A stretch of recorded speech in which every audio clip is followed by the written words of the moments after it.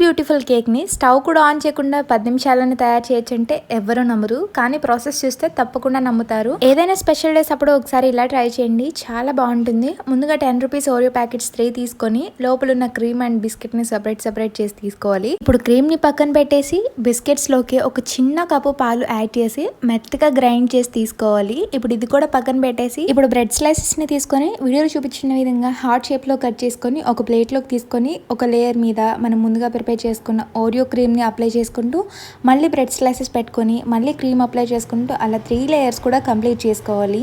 ఇప్పుడు ఫైనల్గా మనం ఓరియో బిస్కెట్లో లోపల క్రీమ్ అనేది సపరేట్ చేసి పక్కన ఉంచుకున్నాం కదా, దాన్ని వీడియోలో చూపించిన విధంగా రౌండ్గా ఫోల్డ్ చేసి హార్ట్ షేప్లో అంతా కూడా అప్లై చేసుకోవాలి. ఫైనల్గా చెరీస్తో గార్నిష్ చేసుకొని మధ్యలో తురుముకున్న చాక్లెట్ వేసుకుంటే ఎంతో టేస్ట్గా ఉండే ఇన్స్టాంట్ కేక్ రెసిపీ అయితే రెడీ అయిపోతుందండి. ఇలాంటి సింపుల్ అండ్ ఈజీ రెసిపీస్ కోసం మన ఛానల్ని తప్పకుండా ఫాలో చేసి సబ్స్క్రైబ్ చేసుకోండి.